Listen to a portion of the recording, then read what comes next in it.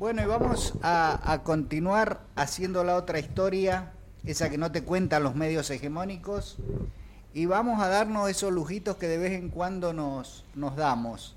Vamos a hablar con un sociólogo que acaba de publicar un libro. Él se llama Saúl Feldman, y el título del libro de la editorial Continente, es La conquista del sentido común. Saúl, buen día. Alejandro Gil y Gustavo Torres te saludan desde Mendoza. Buenos días, Saúl. ¿Qué tal? ¿Cómo están? Buen día a los dos. ¿Qué tal? ¿Cómo están ustedes? Gracias por atendernos, Saúl. No, por favor. Vos sabés que por esas cosas de las redes y estas situaciones que toman tanto vértigo las comunicaciones, nos enteramos de tu libro, que antes que lo omita, desde ya estás invitado a que coadyuvemos a que lo presentes en Mendoza. El libro del que estamos hablando se llama La conquista del sentido común. Vaya título. Y vos sabés que leía por ahí, para ilustrarnos un poco, en realidad llego a vos a través de Eduardo Aliberti, vamos a ser honestos. Pero cuando hay una nota que te hacen en página, donde refiere que vos hace muchos años venían analizando el tema discursivo del PRO, desde que gobernaban en Cava. Esto de que decían en todo estás vos, que empieza a poner en valor una situación nueva, porque es distinta a la persuasión. No se trata ni de una cuestión ideológica ni de una cuestión de propuestas, sino de atacar y de afectar las emociones. Vos corregime, por favor. ¿Voy bien hasta ahí? No, por favor, para nada, lo decís adecuadamente, está así. ¿Cómo es esto que nos invaden las emociones? Porque uno se pregunta, nosotros los mendocinos tenemos conciencia, los que tenemos algunos años, que el mendozazo se desató por un aumento del 15% de la luz. Imagínate cómo estaríamos hoy, ¿no? En diciembre vamos a estar en el 90% de diciembre del año pasado en el gas. Impresionante. Mirá, en alrededor del 2004, 2005, cuando Macri conoce a Durán Barba, también a Alejandro Rossignol, el primero teniendo un rol más de estratega político, el segundo teniendo Alejandro Rossignol teniendo un rol de configurador de la cosmovisión, digamos, del macrismo, es un filósofo, deciden que en realidad el lugar de trabajo político no va a ser el de elaborar proyectos ni propuestas económicas o sociales, sino justamente el trabajo en la comunicación de lo que hacen y de lo que prometen se va a realizar en el campo del sentido común. ¿Qué quiere decir el sentido común? Bueno, el sentido común quiere decir las creencias, modos de pensar, tipos de argumentaciones que tienen ciertas características, son simples, como dice el sentido común, digamos, son simples en un sentido, todo el mundo la entiende, son fáciles de entender, tienen una cierta tradición en una comunidad, por eso lo de común, y tiene la facultad de atravesar diferencias etarias, distintos sectores sociales. Y están enraizadas estas creencias en sentimientos humanos básicos: el miedo, el amor, el deseo de poder, la envidia, etcétera, etcétera.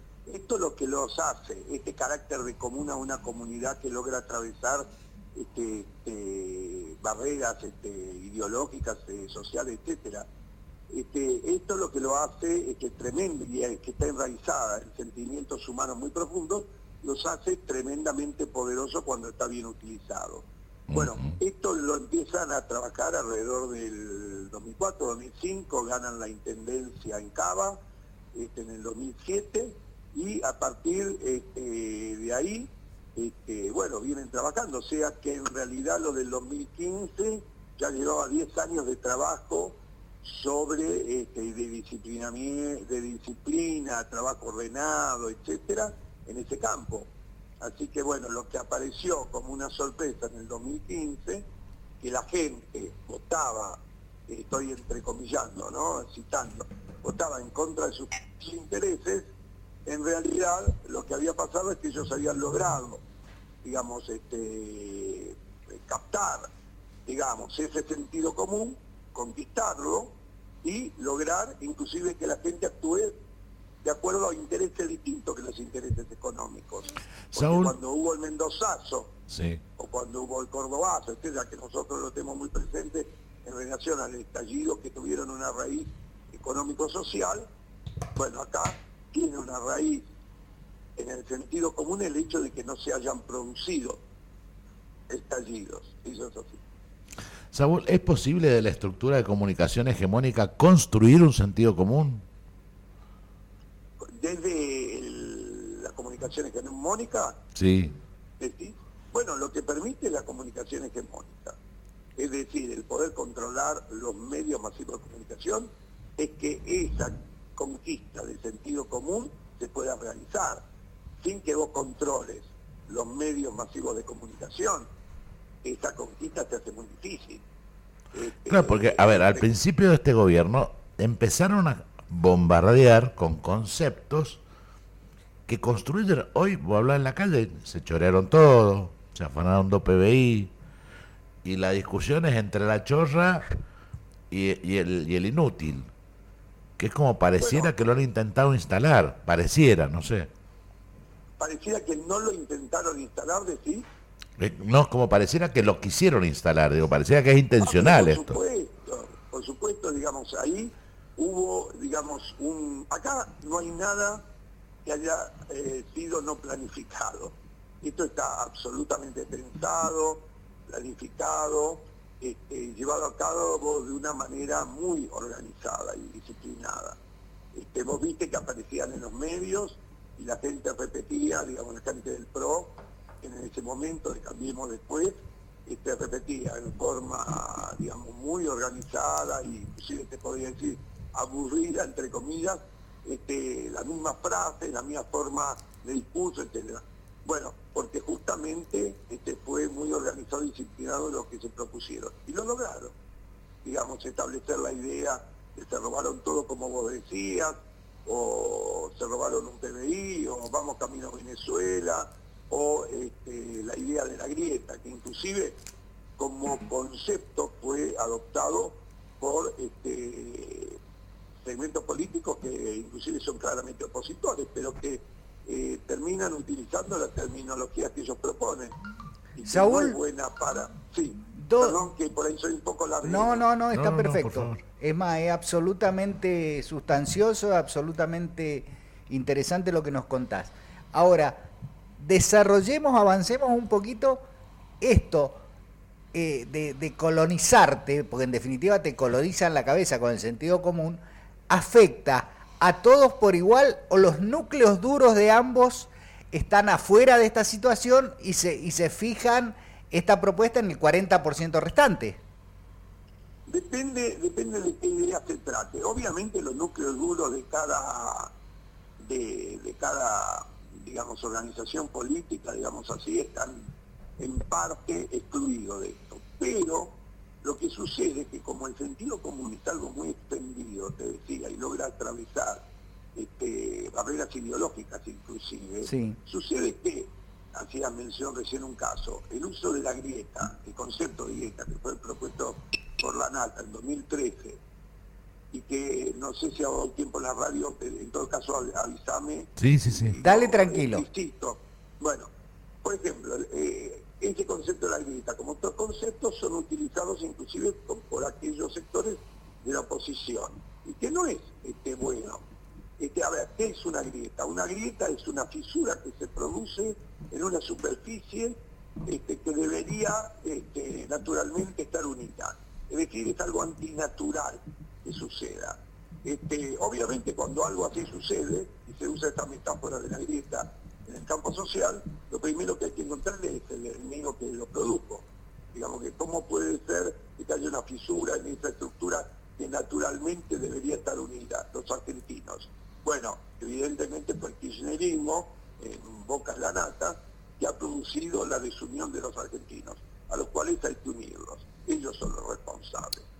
Ahora, esta grieta a la que hace referencia, Saúl, en definitiva no es poner blanco sobre negro intereses socioeconómicos absolutamente dispares que tiene un sector de la sociedad, que es el núcleo duro de Cambiemos, y el resto. Bueno, a ver, yo te decía, el uso del concepto de grieta, como todo término, la sociedad va evolucionando, es decir, la gente le va dando nuevos significados. Ahora, la grieta como término no es bueno porque te da la idea de que efectivamente la sociedad se divide en dos, de un lado están unos y de otro lado están otros, y como si fueran dos mitades necesariamente iguales, que tienen intereses, esas mitades, cada mitad tiene intereses absolutamente distintos, y eso obviamente yo no lo considero así. Creo que hay un grupo efectivamente que ha logrado cooptar a otro grupo muy grande y que lo hace sentir que los intereses de ellos son también los intereses de este grupo. Ahora, ¿cuál es el tema? Es verdad que la grieta oculta más que lo que ilumina, porque cuando vos decís grieta, decís que además tiene un uso extensivo, se usa ya para cualquier cosa. Dos amigos se pelean y tienen una grieta, ¿entendés? Se usa, está tan extendido que ya pierde su sentido original. Pero lo que sucede es que cuando vos decís grieta, en realidad ilumina muy poco más que aclarar. Porque claro, cuando vos decís, y voy a la raíz de tu pregunta, cuando vos decís, hay intereses distintos, responden a intereses económicos, políticos, etcétera, distintos, por eso están divididos, y a eso lo llamo grieta, bueno, entonces ya aclaraste, y el término grieta tomó otro sentido. Cuando se usó y se empezó a usar el término grieta, efectivamente era para ocultar justamente los intereses, porque grieta no explica eso, pero después obviamente la sociedad, distintos sectores se encarga de dar un sentido. Yo prefiero no usarlo. Hay mucha gente que se niega a usarlo. Yo le seguí durante un tiempo quienes lo usaban y quienes no lo usaban. Obviamente la gente del PRO, etcétera, lo usaba sistemáticamente. Los periodistas que respondían, digamos, a esa tendencia política lo usaban sistemáticamente. Y otros sectores trataban de no hacerlo, inclusive lo explicaban por qué. Suponete, un personaje muy conocido como Daddy Brieva, lo conocen, ¿no? Sí.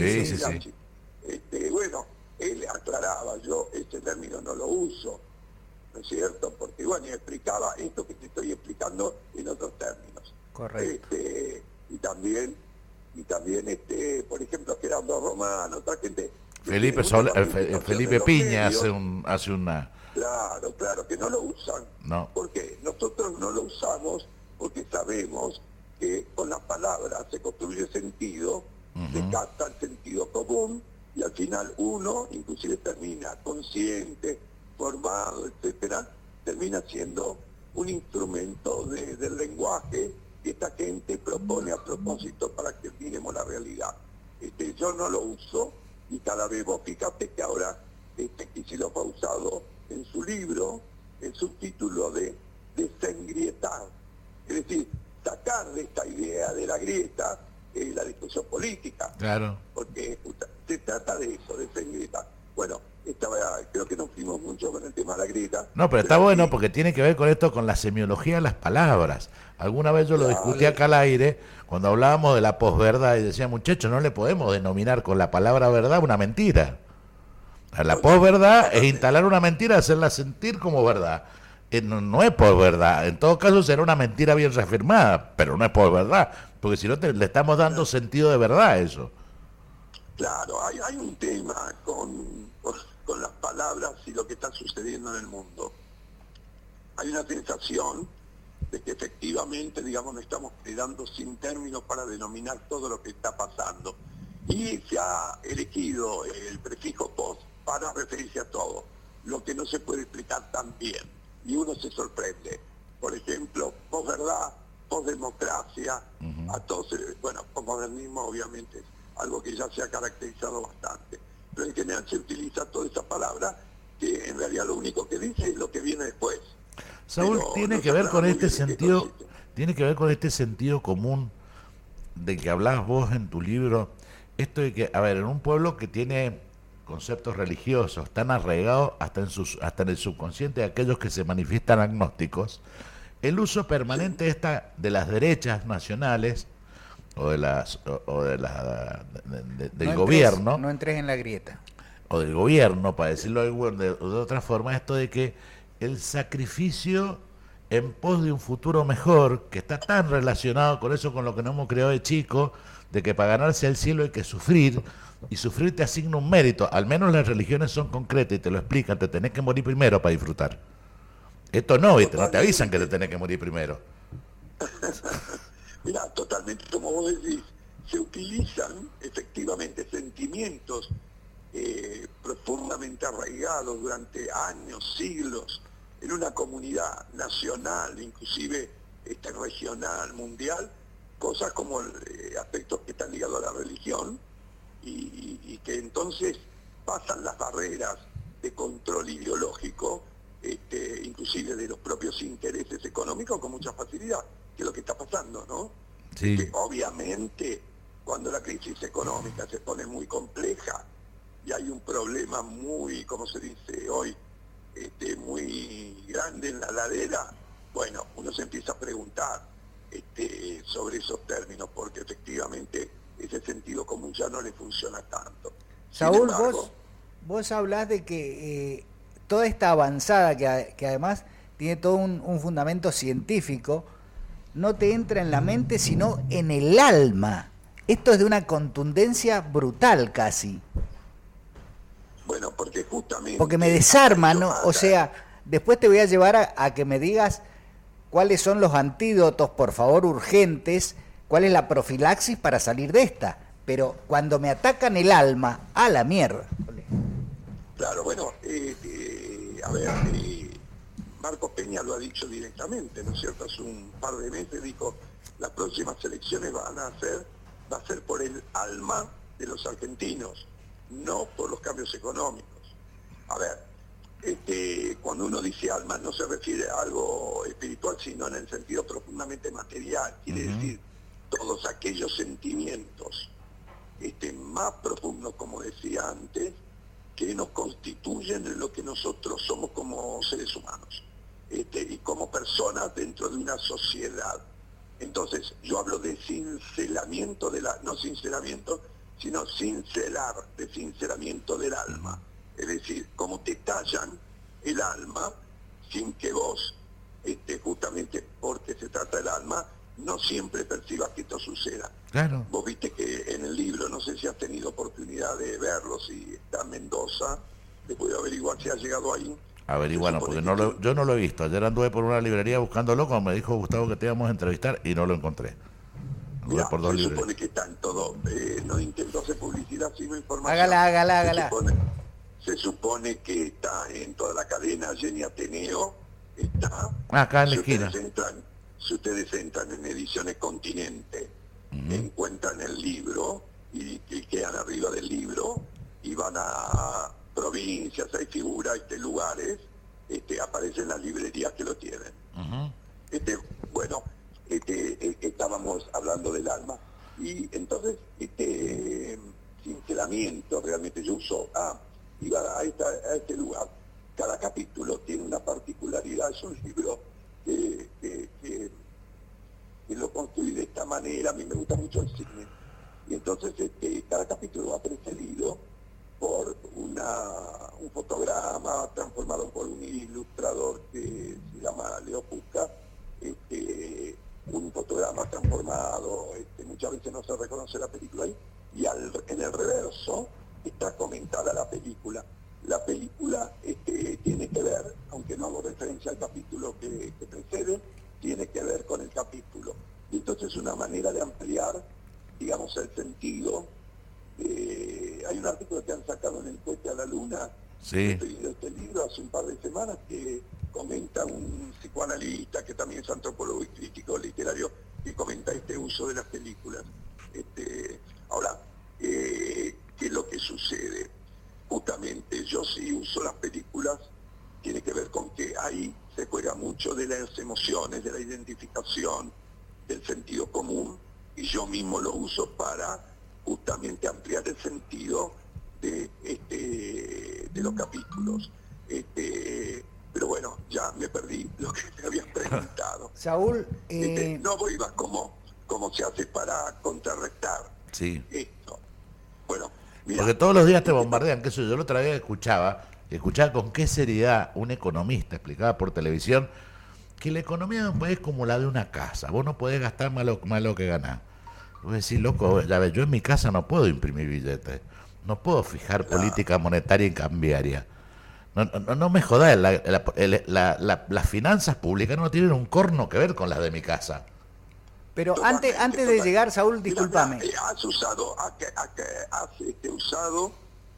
analizado, mejor dicho, recién, un mecanismo básico que se usa en el sentido común, es decir, llevarlo cerca de tu vida íntima, etcétera, generar una metáfora ahí y hacer de que vos lo sientas muy íntimo, lo que te van explicando es muy claro. Esa es la función de la metáfora. Esta metáfora hogareña, digamos, es como tu casa, lo dijiste vos, yo no tengo nada que agregar, es una gran mentira, porque claro, en los países funcionan con mecanismos económicos absolutamente distintos.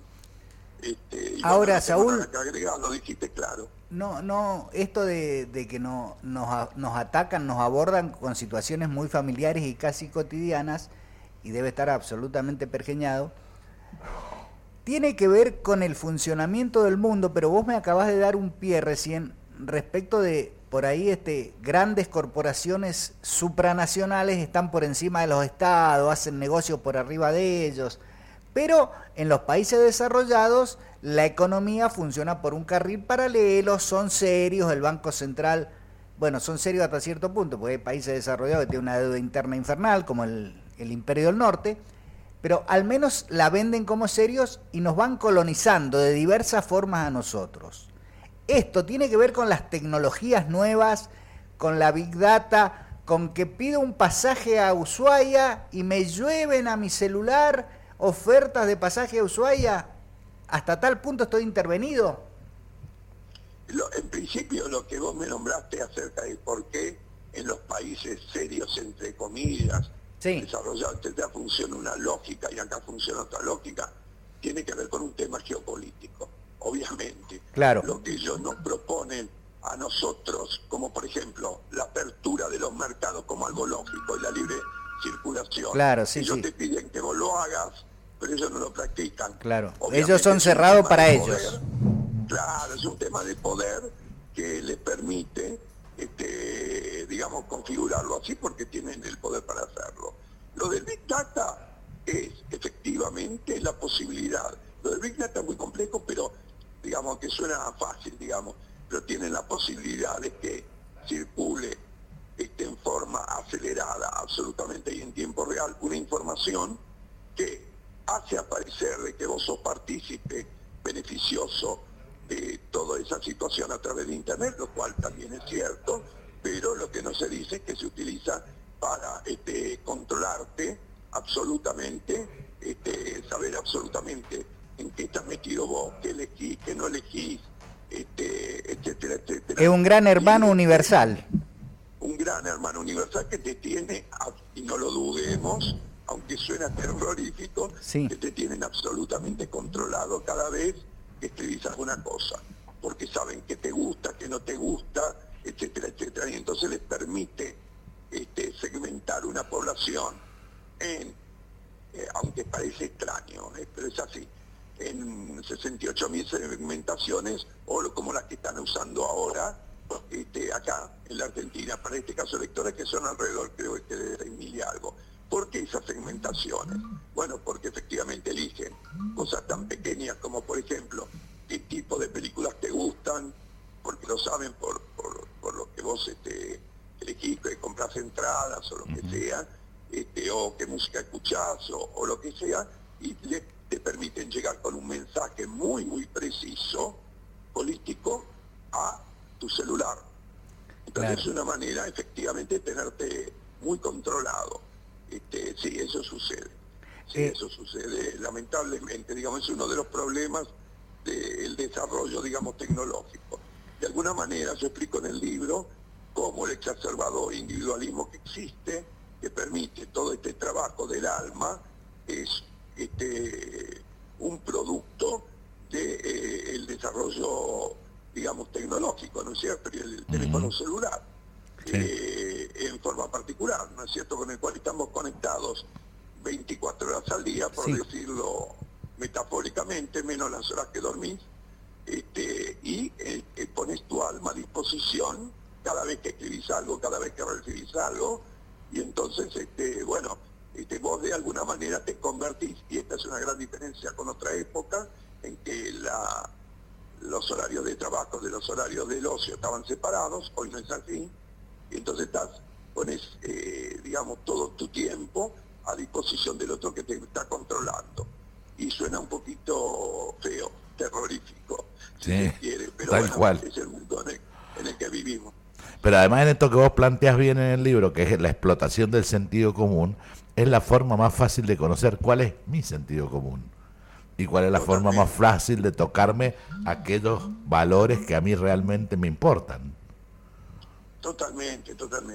Hay un control a través de la tecnología. Bueno, lo sabemos a través de las denuncias que se hicieron y comprobado, sí, a través de Cambridge Analytica, sus intervenciones en las elecciones, las que tuvieron concretamente en el Parlamento inglés, ¿te acordás? Sí. Bueno, y la confesión por parte de la empresa de su intervención en la Argentina. Totalmente, que bueno, teóricamente no se supo para quién trabajó acá porque no lo quisieron decir, por lo menos en un ámbito público de la sesión del Parlamento, pero después se supo, y bueno, obviamente se sabe o se sospecha muy claramente, más que saberlo, de que fue el PRO, ¿no? Saúl, interno. Vos sabés que primero agradecerte que he aprendido varias cosas contigo hoy en este ratito. Primero, me has puesto en valor el alma, que no es menor. Me estás empezando a hacer cuestionar cosas que yo creía claras, como el alma. Ahora, cuando vos llamás a esto, que estos gobiernos es una cinicracia, esto es el gobierno de los cínicos. No es el gobierno de los cínicos. A ver, perdón, tengo que decirle a alguien que espere porque... Haga. Un segundo, perdón. Perdón, no puedo atender ahora, 5 minutos. Bueno, estamos hablando... Hola. Sí. No, perdón, pero es muy casero todo esto, estoy atendiendo una puerta. No, a ver, ¿qué es la cinicracia? Yo te decía que no es el gobierno de los cínicos, así dicho, porque no tiene que ver con la condición individual de las personas el que actúen cínicamente. Pueden ser cínicos, pueden ser hipócritas, etc. De hecho, para avalar lo que vos decís, hay distintas teorías elaboradas en universidades de Estados Unidos, que teóricamente muestran que aquellos que participan de regímenes neoliberales muy desarrollados tienen una patología cínica, etcétera. No, mi análisis va por otro lado. Yo lo que digo es que la cinicracia es un sistema de gestión de gobierno que tiene una dimensión de discurso, ¿no es cierto?, de forma de hablar y de dirigirse, etcétera, que convierte a la gente que participa en él en cínicos, pero que es el sistema el que los hace funcionar de esa manera. Si son cínicos o no son cínicos en forma inherente es otro tema. Hay Correcto. algunos que efectivamente lo son. Mucho la tarea. Tienen la doble cualidad. Claro. Pero, a ver, lo que quiero decir con esto de cinicracia, vos sabés que yo ahí en el libro desarrollo una diferencia esencial que existe entre la mentira y el cinismo. Sí. Mira, mientras que el mentiroso... Hacés una comparación muy interesante entre el menemismo y el actual gobierno. Claro, porque se dicen que son iguales, han mentido, pero sin embargo, Macri mismo se encargó de señalar que son diferentes, apuntando al lado cínico. Mira, vos te acuerdas que Menem dijo, si hubiera dicho todo lo que iba a hacer... No me votaba no nadie. Votaban. Claro. No me votaban, se refería al tema de la promesa del salariazo y de la revolución. La revolución. Pero Macri dijo hace unos meses, si yo iba a decir todo lo que iba a hacer, me metían en un manicomio. O sea, vos fíjate el nivel de cinismo, porque se refería a todo lo que iba a ser de positivo y de desarrollo de en obras, etcétera. Sí, y parafraseando justamente a Menem, ¿cuál es la diferencia esencial? Mira, el mentiroso miente para obtener una ventaja y lo oculta que está mintiendo, no le interesa que se entere. Y de hecho, cuando miente, está reconociendo que existe una ley. Por ejemplo, yo doy el ejemplo ahí de Menem mandando a 180 kilómetros por la ruta 2, con la Ferrari, ¿te acordás que le regalaron? Y el tipo le guiña un ojo al periodista que le pregunta cómo viola la ley, etcétera, y le guiña un ojo y dice, bueno, es que el coche va rápido. Él con ese acto está reconociendo que había violado la ley y busca la complicidad del periodista. En este caso, todo lo contrario, lo que ellos hacen cuando mienten es casi exhibir en forma brutal, impúdica, están mintiendo y que están haciendo con eso una exhibición de poder, que no les importa claro, que vos te des cuenta o no te des cuenta, usan la mentira también. no necesitan ni tu complicidad, lo hacen por sí solos. No, lo hacen por sí solos para mostrarte que ellos tienen el poder para hacerlo y, perdón la expresión, le chupa un huevo. Perfecto. Y que vos te la tengas que bancar. Y eso encierra una desasosiego en la persona que es el interlocutor. Se siente desamparado frente a esa demostración brutal de poder. Claro. Y, encierra un acto de crueldad enorme. Si no, toma ejemplos como lo de Maldonado, toma ejemplos como lo de Lara San Juan, que a mí me parece el símbolo del cinismo llevado al acto de crueldad más importante que se hizo, que consistió en desentenderse de 44 gente que se enlistó para servir a la patria, sí, y por otro lado burlarse de los familiares, no darles pelota, etcétera. Algo inusitado y difícil de ver en otros países, digamos, cuando pasan estas cosas.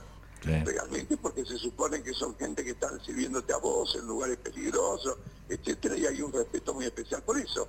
Pero acá no, se maltrató, etcétera, se mintió. Bueno, ahora hubo una comisión investigadora del Parlamento, una comisión bicameral, que puso en claro de que esto fue así. Y ahora, se disculpa. Saúl, entremos en la profilaxis. Resulta que ahora, como propuesta política, esta es una radio muy militante, es más, como transmitimos por streaming, la FM quiere decir frecuencia militante. En vez de contarle a los compañeros, a los amigos o a los que sienten similar a nosotros que vamos a hacer un puente, le tenemos que atacar el sentido común. Explícame eso, por Dios, ¿cómo salimos de esta? Bueno, primero hay que decir que justamente cuando el otro tiene el poder y maneja los medios, es muy complicado discutir. Vos le debe haber pasado, a todos nos pasó discutir con alguien que votó a Macri en contra, entre comillas lo pongo, ¿no? En contra de los propios intereses, queremos decir en propia los propios intereses económicos. Sí. Y se hace muy complicado porque ellos han logrado, digamos, inundar de odio a la sociedad y han logrado cooptar las almas de la gente. Ahora, ¿con qué se combate esto? Esto no se combate solamente, lo voy a decir de la siguiente manera, solamente con la denuncia, que es una forma de lucha, que quiere decir, yo denuncio de que están haciendo tales negocios, que tienen cuentas en Panamá, que, bueno, demostrando, entre comillas, que te están mintiendo. Porque se ha demostrado que la gente puede no importarle eso, esa gente que supuestamente ha sido cooptada. Tampoco se combate con la interpretación, que son los datos. Yo te digo que esta última inflación en el mes pasado fue del 2,7, ellos dicen de que en realidad bajó la inflación, y vos podés demostrar claramente que no, que se mantiene en niveles altísimos, que es del 55,8 sí, interanual, sí, y esa es una explicación, que es el segundo método. El tercer método tiene que ver justamente con utilizar también el sentido común de una manera como un antídoto, explicando, por ejemplo, qué es aquello que se pierde la gente que sigue cooptada de esa manera en un ámbito personal, familiar, de su propia intimidad, por adherir a estas políticas a partir de el odio, etcétera. Es muy complejo, es muy difícil explicarlo ahora en la radio, también es difícil hacerlo, no es un tema de los medios, etcétera, es difícil hacerlo, pero no es que no existan antídotos, pero es un trabajo en el cual vos tenés que acercarte al otro, saber escuchar más que hablar, comprender rápidamente cuáles son los puntos de interés humano y emocional que el tipo tiene puesto ahí en ese lugar y efectivamente tratar de persuadirlo a partir de ese diagnóstico. Y esa persuasión tiene un carácter, una dimensión, no simplemente de datos, es importante hacerlo, lo de la denuncia, no solamente interpretación, que es lo que dije antes, sino que tiene que ver con el carácter íntimo, familiar, de cómo afecta a su propia, no solamente persona, sino familia, etcétera, no tanto quizás al colectivo, al país, etcétera. Es complejo de hacer, hay que tener una estrategia muy clara y hay que tener los medios para hacerlo y los recursos. Es difícil, justamente, es complicadísimo, es complicadísimo. Claro, porque yo a un amigo le puedo explicar que a mí, socialmente, sus hijos me gustaría que puedan acceder a la leche y no a alimentos en base a leche. Pero, viste, cuando lo tengo que difundir, me agarran los medios hegemónicos y me matan, me pasan por arriba. Bueno, porque por ahí no es justamente... Hay algo que me preocupa en esto, que yo creo que lo podemos poner en marcha y que han servido históricamente en procesos de cambios culturales grandes. La batalla cultural, que es esto que vos has definido tan precisamente, nos la están ganando. Apelar sí. al afecto, como decís vos acá, y a los datos, por otro lado, para explicar la situación, nos hace ser generosos, pero por ahí poco productivos. No hay que apelar un poco más a la cuestión casi muy humana de decir, flaco, ¿te cagaron la cabeza? ¿O ya pasás a ser agresivo cuando entras en esa situación? No, te cagaron la cabeza, lo vas a hacer enojar. Y no voy a cambiar nada. Se va a sentir atacado. A ver, en una conversación, hay conversaciones en ámbito distinto. Sí, seguro. Intimidad y tener diferencia, vos se lo podés decir, che, loco, te cagaron la cabeza y te va a entender.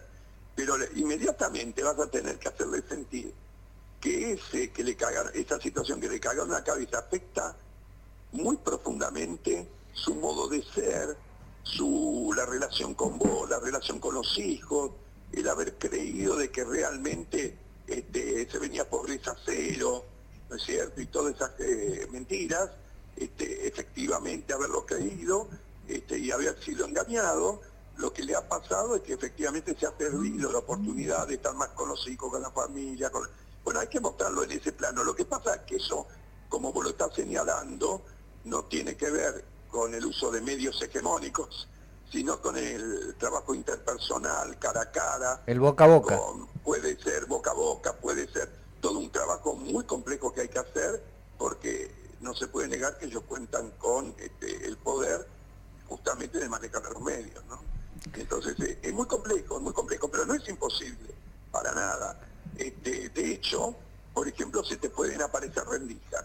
Vos tenés ahora, por obligación de ley, para las elecciones, espacios públicos en todos los medios para aparecer. Bueno, la pregunta que nos podemos hacer, también compleja de definir por cuestiones políticas, es si se están utilizando adecuadamente para atacar justamente el sentido común que domina las decisiones de la gente, y no se dan solamente mensajes que son por ahí informativos respecto de temas ligados a la economía o a la política que la gente ya conoce, y por ahí no se usa del modo más adecuado este ataque al sentido común. Esa es una pregunta que uno se podría hacer. ¿Cómo realmente están configurados esas comunicaciones? Pero bueno, por ahí no es ahora el momento de analizarlo. Ya estamos en una recta final respecto de las PASO, por lo menos a nivel nacional. Claro. Bueno, Saúl, yo te aseguro que a nosotros, los que estamos acá en el piso, y seguramente a los que nos están escuchando, les has abierto la cabeza y has logrado que al menos nos cuestionemos cosas y tengamos la suficiente inteligencia y capacidad para combatirlas, porque en definitiva, si vos no sabés cómo es el enemigo, esto es algo así como el Eternauta, ¿viste? Que nevaban estas cuestiones y no sabíamos cómo atacarlas. Es importante saber cómo trabaja el rival. Y digo no enemigo, sino rival. Y una cosa que es la última, y con esto no te jodo más por hoy, vamos a volver a hacerlo más adelante, Cuando vos hablas del alma, ellos seguramente desde la ciencia con la que evaluaron todo esto, con la Big Data, con todos los elementos que tienen, el alma de ellos, ¿a dónde va a ir a parar? ¿O no les interesa? No creo que esté muy preocupado por eso, no lo usan el alma en un sentido, digamos, místico, religioso. Digamos, religioso y tenga miedo de ir al purgatorio, al revés. Ellos no la intervienen nada más. Para caracterizar a la gente del PRO, es una derecha no religiosa. En general no son muy, muchos de ellos están muy alejados de lo que es la religión, y la espiritualidad, bueno, muy alejados, no, que no tienen nada que ver con eso. Ahora, bueno, muy complejo para entrar ahora y estamos terminando la entrevista, pero son personas formadas en, digamos, en una formación no religiosa, que no tienen ningún tema con la culpa, y con esos valores, Así que por ese lado no lo vas a tocar. Nada, es una lucha muy compleja, muy difícil, en parte, digamos, desigual cuando hablamos del sentido común. Se parece más a la guerra de guerrillas que a una verdadera batalla. Claro, lo que pasa es que hay que tener la confianza porque uno tiene que saber que acá no hay grieta, digamos, hay una mayoría de la gente que tiene el interés, digamos, de sacarse de encima esto porque realmente está perjudicando enormemente la vida, han generado un caos enorme, no solamente en el plano económico, sino en el plano de la vida cotidiana de la gente, en el plano espiritual incluso, le ha amargado la vida a mucha gente y bueno, y son muchos los que tienen interés, algunos no toman conciencia todavía de que no se viva así, pero te aseguro que son mismos que apoyan, no respondiendo a intereses económicos concretos que ellos tienen, viven de una manera muy mala, digamos, están muy amargados, viven para mierda, digamos, esta situación. Así que bueno, Saúl, dos cosas. Hay perspectiva y hay esperanza. Sobre todo eso, porque la idea final de esto es transmitir esperanza. Segundo tema, agradecerte infinitamente los minutos que nos has dedicado. Y tercero, son invitaciones. Cuando quieras venir a Mendoza, acá tenés un par de orejas y de hombros amigos para presentar el libro. Nos encantaría colaborar en la presentación del libro. Y además, nosotros tenemos un portal, después te lo voy a mandar, que está a tu enterísima disposición para escribir pequeños textos. No quiero que hagas un libro para nosotros y menos gratis, pero un portal donde puedes escribir o mandar audios o lo que quieras para que lo difundamos acá en Mendoza, mi hermano. Bueno, les agradezco enormemente, la verdad que conozco bastante bien Mendoza, he estado muchas veces, me encanta ir a Mendoza cuando voy, y me gustaría sí que podamos armar algo. Con mucho gusto. Del libro para que podamos charlar, intercambiar opiniones. Exactamente. Dale, nos encanta la idea. Un abrazo grande, Saúl. Un abrazo grande a ustedes y muchas gracias por darme la oportunidad de comunicarme con mendocinos. Al contrario, gracias a vos. Un abrazo. Gracias, un abrazo. Bueno, ha sido Saúl Feldman. María, agárrese, mijito, La verdad que...